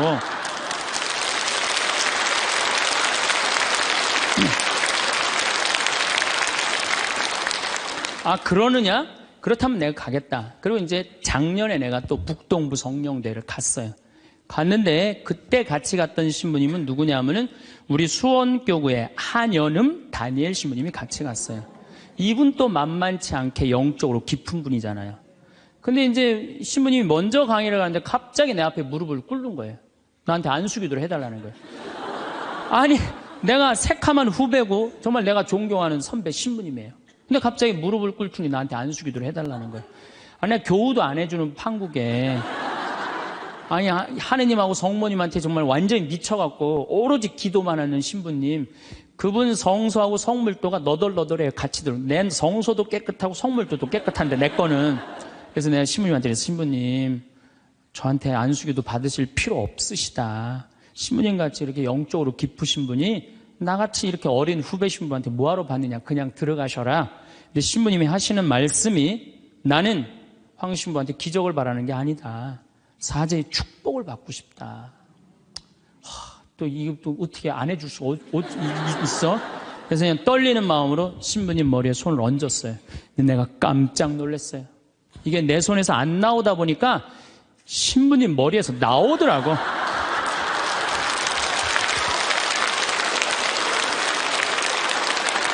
아니, 정말로 성령의 기운이 느껴지는 거예요. 정말로. 이야, 이러는 수도 있구나. 이게 내가 안 나오면 머리에서 나오는 수도 있구나. 하지만은 우리가 하느님을요, 골 아프면 골 고쳐주고, 머리 아프면 머리 고쳐주고, 무릎 아프면 무릎 고쳐주고, 허리 아프면 허리 고쳐주는 분이 아니에요. 하느님은요, 찬양 받으실 분이에요. 하느님은 영광 받으실 분이에요. 하느님 우리 심부름꾼 아니에요. 그것도 돈이나 많이 주면서 시키면 내가 몰라. 달랑 1,000원 주면서 뭘 그렇게 많이 시켜. 그러니까 자꾸 간구 기도를 하다 보면 어떤 유혹에 빠지느냐 하면은 여기가 아닌가 봐. 천군 보살한테 가는 거예요. 그래서 천주교 교우들이요, 전보로 많이 다니는 거예요. 그래서 일단 찬양기도, 감사기도 하는 교우들은요, 하느님 의심하지 않아요. 그리고 얼마나 은혜로워요. 여러분들 이 공기 공짜로 마시고, 태양 공짜로 햇빛 쬐고, 이 땅 공짜로 밟고 다니고, 얼마나 감사해. 눈 2개, 콧구멍 2개, 손가락 10개, 발가락 10개 있으면 됐지. 주님께서 여러분과 함께 마음을 드높이 우리 주 하느님께 감사합시다. 말로는 맨날 마땅하고 옳은 일이래. 말로는. 감사 기도를 해야 된다는 거예요. 미사 내용 전체가 뭐냐면 감사 기도예요. 감사 기도. 그래서 여러분들 오늘 이후부터는 끊임없이 기도해야 되는데 어떤 기도를 해? 감사 기도를 해라는 감사 기도. 그리고 진정한 기도는요. 진정한 기도는 어떤 게 진정한 기도냐면은 저도 그런 기도를 많이 드려요. 하느님, 내가 당신의 나라를 위해서, 당신의 하늘나라를 위해서, 당신의 정의를 위해서 내가 무슨 일을 했으면 좋겠습니까? 나를 어떻게 당신이 쓰실 생각을 갖고 있습니까? 이렇게 물어볼 때 하느님의 뜻을 헤아릴 수가 있는 거예요. 그러니까 성당에는 하느님 뜻을 실천하려고 나오는 거지 하느님이 내 뜻을 실천하라고 성당에 나오는 게 절대 아니다. 근데 우리 많은 교우들은 그걸 착각하고 있는 거예요. 아, 예수님도 마태오복음 그 산상설교의 5장, 6장, 7장에 뭐라고 그러셨어요? 주의 기도를 가르쳐달라고 그러니까 뭐라고 그랬어요? 너희들은 기도할 때 많은 말 하지 말아라. 하늘에 계신 우리 아버지 이름이 거룩히 빛나시며 아버지의 나라가 오시며 아버지의 뜻이 뭐라고 그래요? 하늘에서와 같이 땅에서도 이루어지소서. 그렇게 기도하라고 그랬잖아요. 근데 우리는 그냥 성당에 나와서 계속 내 뜻만 계속 어필하는 거예요. 더욱이 여러분들 예수님하고 친해요, 안 친해요? 친하지도 않으면서 그냥 계속 이것이 해줘라. 여러분들 이 생각 해봐요. 정말 친한 친구가 와서 부탁하면은 들어줘요, 안 들어줘요? 힘들어도 들어줘요. 내가 좀 고통스럽더라도 그걸 나눠줘요. 생전 본 적도 없는 친구가 와서 딱 오더니 1,000원 주더니 야, 내가 정말로 필요한 게 있는데 나 좀 도와줘라. 도와주고 싶어요, 안 도와주고 싶어요? 도와주고 싶지가 않다는 거예요. 그래서 여러분들 기도는 뭐냐면 일단은 예수님하고 친구 되기 위해 하는 거예요. 예수님하고 대화하는 거예요. 대화를 해서 예수님, 당신이라면은 이 땅을 사겠습니까? 안 사겠습니까? 당신이라면은 이 지금은 이 무슨 요즘 무슨 그 제2금융권 막 이자 막 100%, 200%, 막 1000% 하는 사람들 있잖아요. 내가 만약에 예수님이랑 과연 그런 걸 할까? 그 사람도 얼마나 고통스러운데. 내가 예수님이라면은 내 아이를 어떻게 키울까? 내가 예수님이라면은 내 남편한테 어떻게 할까? 내가 예수님이라면은 아내한테 어떻게 할까? 내 아내한테 어떻게 할까? 이걸 물어보려고 기도하는 거예요. 그래서 기도라는 것은 간구 기도가 기도가 아니야. 그래서 난 묵주기도, 구일기도 보면 딱 지향 하나 두고 그냥 기립다 기도하는데 난 정말로 마음이 아파요. 묵주기도는 저는 요즘 묵주기도 드릴 때 오늘도 내가 묵주기도 5단을 바치면서 연옥에 있는 영혼들 구원해달라고 기도했어요. 왜냐하면 성모님이요 그렇게 기도하라고 그랬거든요. 우리 그냥 계속 연옥을 위한 기도, 그 다음에 터키에서 지금 고통받는 사람들, 이런 정말 죄인들, 이런 사람들은 생전 기도하지 않고 그냥 대학 입시, 그냥 수능 잘 보게 해주고, 그냥 땅 팔리게 해주고, 애 생기고 해주고, 이런 기도는 자꾸 하느님하고 멀어질 수도 있다는 얘기예요. 그걸 다 들어주지 않으세요, 하느님이. 어떻게 다 들어줘요? 내가 할 일이 있는 거지. 또 기도는 예수님의 말씀을 음미할 때 기도가 즐거워요. 예수님 묵상할 게 너무 많지 않아요? 예수님에 대해서 나는 예수님 말씀 중에 내 눈 속에 있는 들보는 보지 못하면서 남의 눈에 있는 티끌을 빼주려고 그러느냐. 자기 눈에는 들보는 못 보고 남의 눈에 티끌. 이거 내가 살아오면서 나도 그렇겠지만은 정말로 많이 봐요, 우리가. 그래서 나의 잘못, 나의 험, 나의 약점, 이거를 항상 볼 수 있도록 노력해야 되는데 우린 그런 걸 안 해요. 예수님 말씀 틀린 말 하나도 없어요. 사람이 안식을 위해서 있는 것이 아니라 안식일이 사람을 위해서 있는 것이다. 이것도 얼마나 멋있어요. 뭔가 예수님이 과연 어떤 의미에서 이런 말씀을 했는가. 참 묵상할 거리가 너무 많죠. 또 너희들 무엇을 먹을까, 무엇을 입을까, 무엇을 마실까 걱정하지 말아라. 하늘에 나는 새도 다 먹여줄 거다. 그리고 내일을 걱정하지 마라. 내일 걱정은 내일이 할 것이다. 그날 고생은 그날로 충분하다. 여러분들 오늘 하루 종일 일하고 여기 오신 분들 많으시죠? 얼마나 피곤해. 가서 씻고 누워서 그냥 쉬고 싶은데 여기까지 온 분 예수님, 내가 지금 예수님 이 자리에 있으면은 이 말 하고도 남았을 것 같아. 너희도 오늘 고생으로 충분한데 내일 걱정하지 말아라. 내가 다 알아서 해줄게. 예수님 분명히 그랬을 거예요. 이 말씀을 내 마음 안에 살아 움직일 때 여러분들은 진리가 너희를 자유롭게 하리라 처럼 정말로 자유롭게 살 수 있어. 근데 예수님 말씀이 하나도 없어. 그냥 성서 하나 붙잡고 하루 종일 묵상해 본 적도 없고 일주일 내내 묵상해 본 적도 없어. 그냥 성서를 읽은 적도 없어. 그러면은 여러분들은 기도가 어려운 거예요. 점점 기도하는 방법을 잃어버리는 거예요. 고생하며 무거운 짐을 진 너희는 모두 나에게 오라. 내가 너희에게 안식을 주겠다. 얼마나 내 멍에는 가볍다. 얼마나 좋아요. 예수님 말씀을 가만히 묵상해 보면은요, 다 위로의 말이야. 내가 너를 너무 사랑하니까 걱정하지 마라. 내가 있는데 뭐가 그렇게 걱정이 많으냐. 전부 그런 내용이에요. 함께 하겠다. 내가 너희와 함께 하겠다. 나는 너를 이제 종이라 부르지 않고 뭐라고 부르겠다? 벗이라고 부르겠다. 예수님 행하신 행적을 봐요. 가난한 사람, 팔 하나 없는 사람, 눈 먼 사람, 귀 먼 사람, 나병으로 고생하는 사람, 또 죄 속에 있는 죄녀, 창녀, 가늠한 여인, 이 세상에 오셔서 그런 버림받고 고통받는 이들 속에서 사시다 가셨잖아요. 그분 삶을 가만히 이렇게 드라마를 보듯이 쫙 보면은 이거 끊임없이 기도할 수 있어요. 해도 끝이 없어. 예수님의 삶을 묵상한다는 게. 그러면은 그 안에서 예수님과 하나 되면은요, 그 다음 단계, 더 높은 단계 기도를 할 수 있어요. 근데 맨날 이거 달라, 저거 달라, 요거 해달라, 저거 해달라 그러면요, 그 사람은 깊이 신앙생활을 할 수가 없어요. 그럴 것 같아요? 안 그럴 것 같아요? 그렇죠? 그러니까 오늘 이후부터는 간구기도 하지 마세요. 이미 너희들 필요한 거 하느님 아버지가 이미 알고 있다. 그러시지 않으셨어요? 예수님이 그러셨거든요. 예수님 말씀은 되씹으면 되씹을수록 깊은 맛이 나요. 그래서 기도라는 건 뭐냐면 영적인 하느님을 느끼는 거예요. 영적인 하느님을 느끼는 거. 자, 우리가 기도가 구송 기도가 있다고 그러죠. 그 다음에 무슨 기도가 있어? 묵상 기도가 있죠. 그 다음에 무슨 기도가 있냐면 관상 기도가 있어. 관상 기도. 그 다음에 이제 어려운 단계로 넘어가면 일치의 기도가 있어요. 그게 무슨 기도냐면은 성당에 앉아서 하느님을 느끼는 거예요. 온 우주에 시편 19편 그 말도 소리도 비록 이야기 없어도 온 세상으로 퍼져나간다는 하느님을 느끼는 거야. 그러면은 성당에 1시간 앉아 있어도 1분 지나가는 것처럼 후딱 지나가요. 어떨 때는 3시간도 후딱 지나가요. 하느님을 느끼는 거냐. 말씀이 이제 넘어서서는 온 우주에 꽉 차 있는 하느님을 느끼는, 살아있는 현존하시는 하느님을 느끼는 거야. 그런 하느님을 느끼다 보면은 이제 성인들이 이제 그 다음에는 어느 단계로 가요? 탈원 상태 가는 거. 온전히 하느님을 느끼는, 희열을 느끼는 거죠.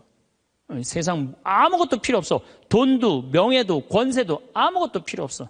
근데 하느님만 내 안에 살아있다면 모든 게 행복한 거야. 그래서 끊임없이 기도하면은 악마의 유혹에 넘어가지 않는다는 거예요.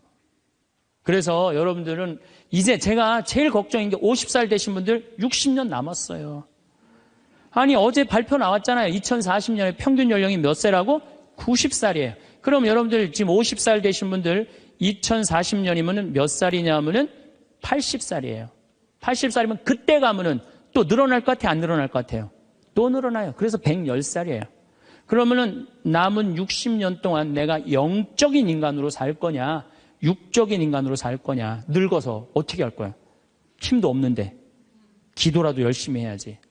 그래서 제일 좋은 기도는 뭐냐면은 제가 여러분들한테 청하는 건 뭐냐면은 기도 공동체 단위라는 거예요.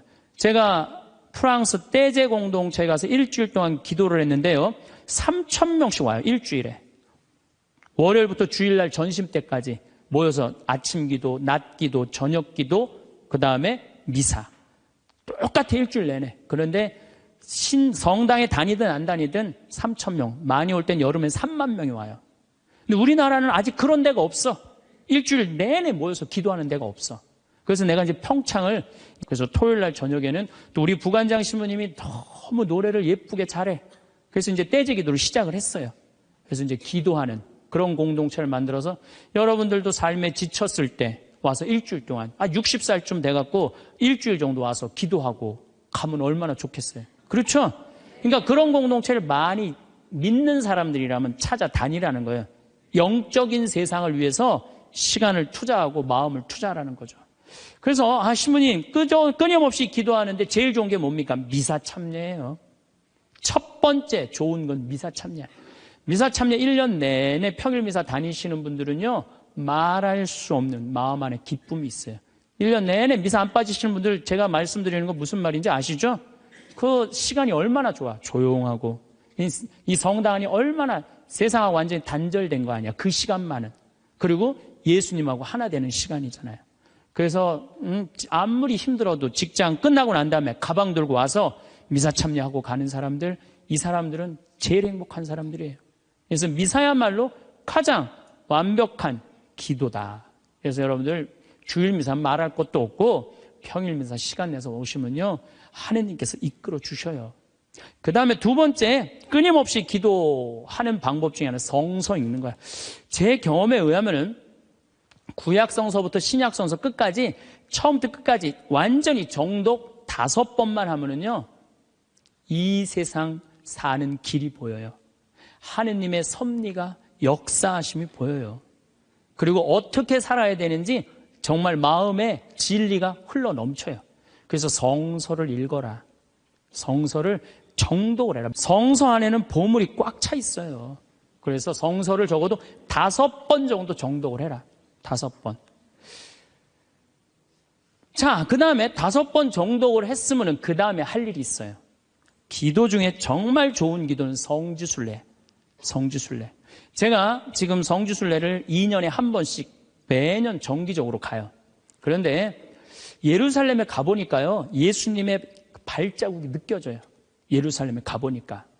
그리고 갈릴레아 가보니까 물고기가 밤에 얼마나 튀는지, 예수님이 밤새 제자들이 물고기 잡는 거 보면서 참, 물고기 저쪽에서 튀는데 이쪽에서 막 한 것 같아 보니까. 그냥 예수님이 그 2000년 전에 행하셨던 말씀, 그게 다 살아 움직이는 거예요. 이집트에 가갖고 출애굽 경로를 밟아서 시나이산 꼭대기, 모세가 십계 받으러 갔는데 올라가 보고 예루살렘에 내가 들어갈 때 이스라엘 백성이 얼마나 기뻤을까 느껴져요. 사도 바오로가 예수님 다마스커스에서 회개하고 난 다음에 이 그리스, 터키 이거 전부 교회 세우러 7개, 필라델피아 교회, 이런 교회들 전부 다 세우러 가는데 지난 2월 달에 갔다 왔거든요. 그냥 예수님이 그냥 막연하게 멀리 느껴지는 게 아니라 예수님이 살아 움직이는 거예요. 그래서 여러분들 성지순례 참 중요한 거. 물론 우리나라 안에도 좋은 성지들이 너무 많아요. 우리 성인들이 얼마나 예수님을 사랑했는지. 그러니까 시간 되면은 돈 모아서 제일 남는 거, 가장 적은 돈으로 가장 최고의 효과를 낼 수 있는 건 성지순례. 그래서 예루살렘 한 번은 갔다 오라는 거예요. 한번 손 들어보세요. 내가 절대 욕 안 할 테니까 한번 손 들어보세요. 손 들어. 한 번도 안 갔다 왔다. 손 들어보세요. 자, 이 사람들 이거 회개해야 되는 사람들이에요. 자, 여러분들 이 세상에 한 번 오셨어. 내가 하느님을 믿어. 하느님을 믿는데 예수님이 활동하고 가신데 한 번 좀 가보고 싶지 않아요? 그럼 지금부터 개 모으세요. 개 모으셔갖고 나는 우리 여의도 순복음교회가 한 번 거기 성주순례를 갔는데 몇 명이 한 3,000명이 갔다. 3,000명. 3,000명이.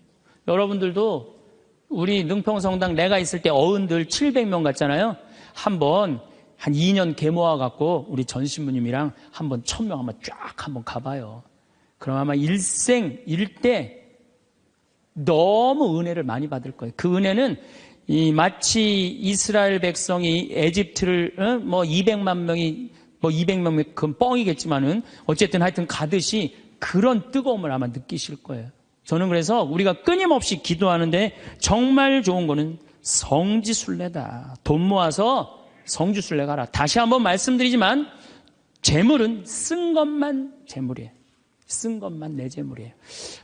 제가 지난번에 산호세 강의를 갔는데 나를 비행장에 데려다 준 자매가 하나 있어요. 친구가 5억을 떼어먹고 갔대요. 재산이 싹 날아갔대요. 근데 유일하게 자기가 아깝지 않았던 거, 성지순례 간 것만 아깝지 않더래요. 그거 갔다 오기를 얼마나 잘했는지 성지순례 때마다 갔다 온 게 그것만 자기 마음 안에 살아 움직이더래요. 여러분들도 나중에 이 돈 저 돈 떼어먹고 땅 치고 통곡하지 말고 미리 지금 돈 모아서 성지순례 갔다 오십시오. 그리고 묵주기도 우리가 가장 쉽게 할 수 있는 기도예요. 누워서도 할 수 있고 반신욕하면서도 할 수 있고 걸어가면서도 할 수 있고 묵주기도도 성모님 말씀대로 죄인들의 회개를 위해서 연옥 영혼들의 고통 덜어주기 위해서 그 기도가 저는 묵주기도 중에 가장 아름다운 기도라고 생각을 해요. 그래서 우리의 기도를 불쌍한 영혼들이 많이 기다리고 있으니까 그런 지향을 두고 그냥 수능 잘 보게 해주고 애 생기게 해주고 월세 나가게 해주고 땅 팔리게 해주고 그런 기도하지 마시고 이렇게 끊임없이 기도하는 사람은요 악마의 유혹에 빠질 시간이 있겠어요 없겠어요? 당연히 없어요. 당연히. 자, 그 다음에 어떤 처지에서든 감사하여라. 감사하는 사람 또 유혹에 안 빠져요. 여러분들 북한에서 안 태어나고 남한에서 태어난 거 감사해요 안 감사해요? 북한은요 정말로 굶어 죽어요. 평양 근교만 빼놓고 나머지는 다 굶어 죽는다고 보시면 돼요. 이제 겨울이 시작되면은요 이 사람들 땔감이 없어요. 석유 석탄이 없기 때문에 자꾸 산에 나무 잘라다가 또 해요. 그리고 어떤 집은 작년에는요 그 땔감조차도 없어서 밥도 못 해갖고 그대로 얼어 죽은 사람들도 많다는 거예요. 근데 우리는 얼마나 잘 먹고 잘 살아요. 감사해요 안 감사해요? 감사해요. 여러분들 후쿠시마에서 안 태어나고 대한민국에서 태어난 거 감사해 안 감사해? 이거 여러분들 깊이 묵상해야 돼요. 왜냐하면 일본은 1년에 지진이 5,000번 일어나요. 5,000번. 하루에 15번 일어나요. 더 놀라운 거는 이번 12월 1월 달에 지진이 또 일어난다는 게 지금 감지가 된다는 거예요.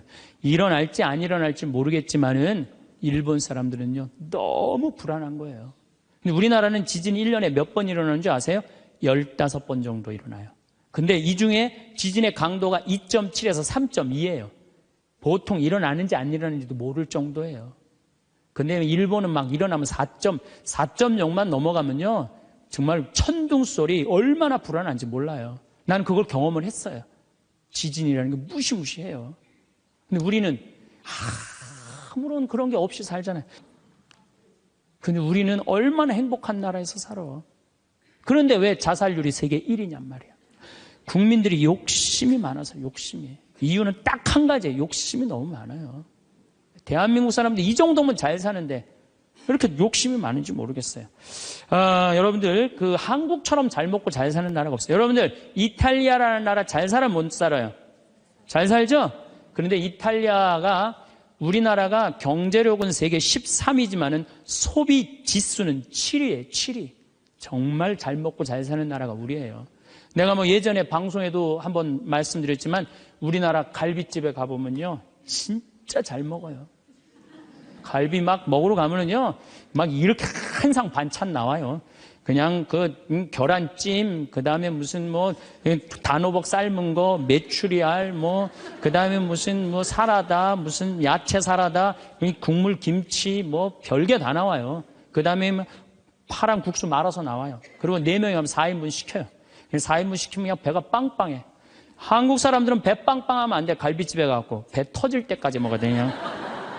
2인분 더 시켜요.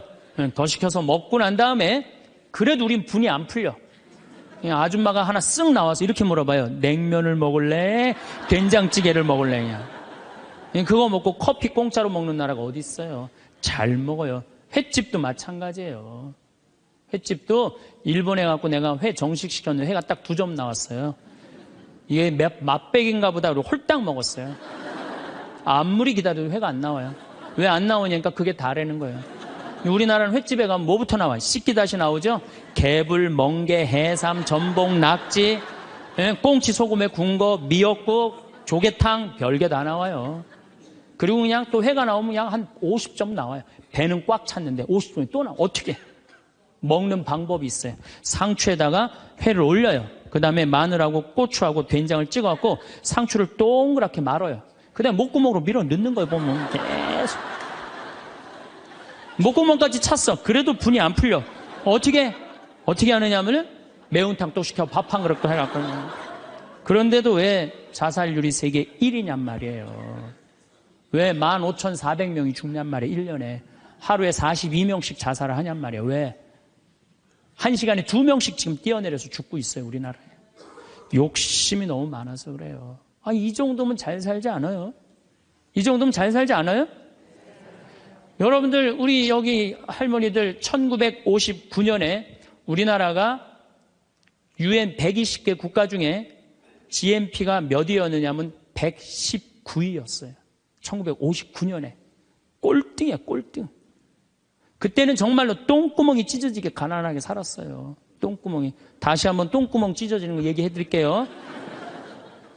9월에 추수하면 2월에 먹을 게 떨어져요. 보리는 5월에 피는데. 그러면 그냥 무슨 칡해서 먹고 쑥해서 먹고 그것도 안 되면 4월 달에 소나무 속껍질 벗겨요. 햇빛에 말려갖고 갈아갖고 쌀은 요만큼 소나무 껍질은 이만큼. 그러니까 밥을 져서 먹으면 등짝에 붙었던 배가 쑥 나와요. 얼마나 좋아. 근데 문제는 이 섬유질은 소화가 안 돼요. 수분만 빠지고 다시 딱딱하게 대장에 가서 돌덩어리가 되는 거야. 똥을 넣으면 부드러운 똥이 나오는 게 아니야. 이 돌덩어리가 나오는 거야. 그러니까 이 돌덩어리를 빼내니 집집마다 뒷간에서 똥구멍 찢어지는 소리가 그냥 이 집 저 집에서 막 나는. 그게 1959년에 있었던 일이에요. 1959. 그런데 불과 60년 만에 이렇게 잘 살 수가 없어요. 이렇게 잘 살 수가 없어요. 여러분들 저는 요즘 그리스 보면서요. 정말로 내가 대한민국 사람이라는 게 얼마나 자랑스러운지 몰라요.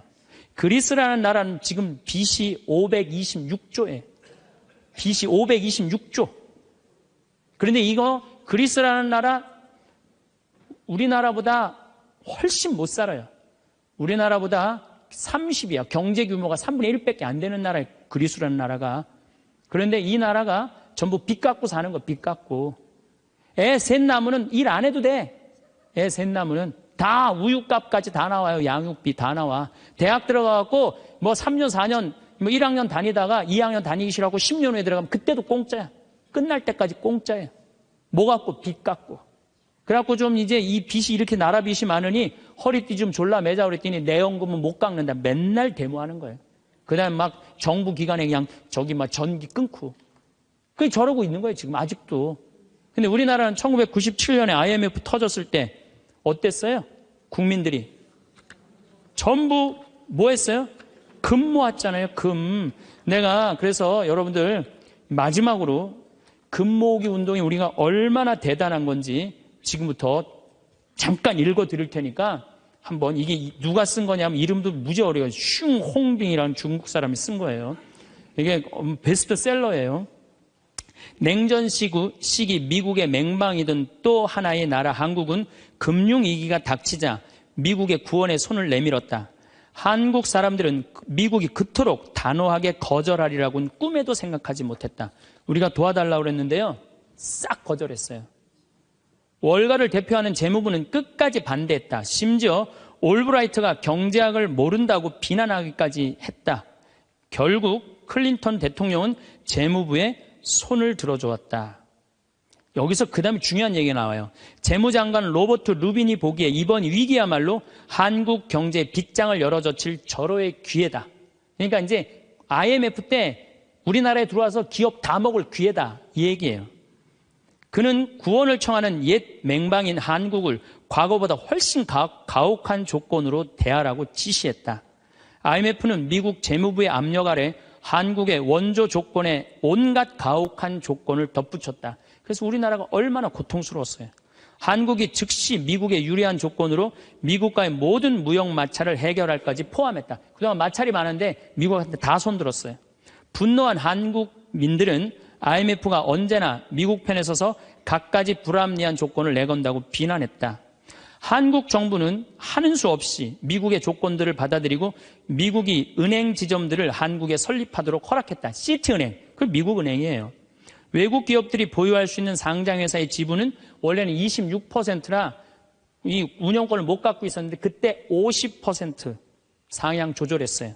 외국인이 개인이 소유할 수 있는 기업의 주식 지분은 7%에서 50%로 늘어났어요. 그래갖고 외환은행 전부 다 론스타한테 뺏긴 거죠.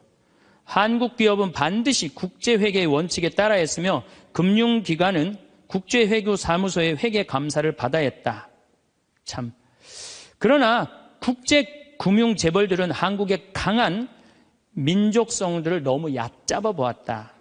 한국의 협의를 체결하기만 하면 당장이라도 몰려들어 사냥감을 물어 뜯을 판이었다. 우리나라 현대, 삼성 다 먹을 판이었다는 얘기예요.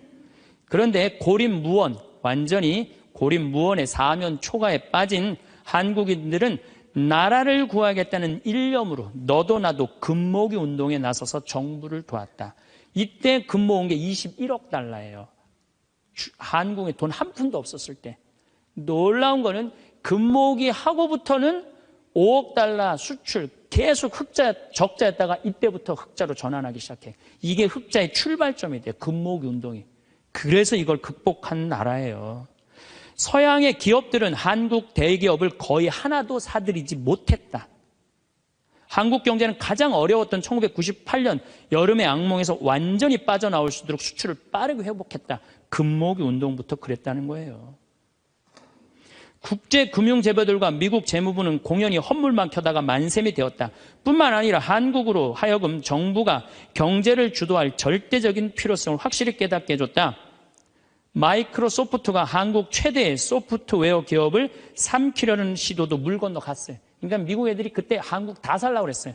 근데 그것도 못 샀고 8개의 한국 지방 소프트웨어 기업들에게 그 몫이 돌아갔다. 다 우리나라 기업들이 다 샀다는 얘기예요. 포드가 기아 자동차를 구입하려던 계획도 빗나가 버렸다. 그때 기아가 망했거든요. 근데 빗나갔어. 우리가 금 모아서. 현지 기업이 포드의 꿈을 현대가 구했죠. 꿈을 보기 좋게 꺾어준 것이다. 이렇게 우리나라가 그 IMF를 벗어난 민족이야. 그런데 이렇게 대단한데 아니 정치를 보면은 사회를 보면 한국이 현찮다고 그래. 내가 보기에는 한국이 대단한데 얼마나 대단해. 그리스하고 우리나라하고 정반대 아니에요. 그래서 이 IMF를 넘어서서 지금 이렇게 우리가 전 세계가 지금 금융위기를 겪고 있잖아요. 지금 그리스, 이탈리아, 스페인, 프랑스 다 무너지고 있잖아요. 근데 우리나라는 아직도 경쟁력이 있다는 거예요. 이렇게 대단한 사람들이 모여 살아갖고 우리나라 이름이 대한민국이에요. 아니 그럼 이렇게 기가 막힌 나라에 살면서 국민들이 감사해야 될 거 아니야. 감사는 온데간데 없고 원망, 비난 맨날 이런 것만 있어요. 그러니까 국민들이 안 행복한 거야. 그래서 나는 사도 바오로가 항상 기뻐하여라, 끊임없이 기도하여라, 어떤 처지에서든 감사하여라. 이것이 우리 주 예수 그리스도를 통하여 드러내신 하느님 아버지의 뜻이다. 그러니까 여러분들 신앙생활하는 사람은요, 어떻게 해야 돼? 항상 기뻐하고 끊임없이 기도하고 어떤 처지에서든 감사해야 되는데 대한민국 처지는 괜찮다. 나머지 왜 괜찮은지는 다음 시간에 제가 또 이어서 강의를 하도록 하겠습니다. 감사합니다. 황창연신부님 명강에 잘 보셨나요? 오늘 행복특강 중 일어나지도 않은 일들에 대한 걱정을 말씀을 해주셨는데요. 오늘을 기쁨이 흘러넘치게 잘 보내라.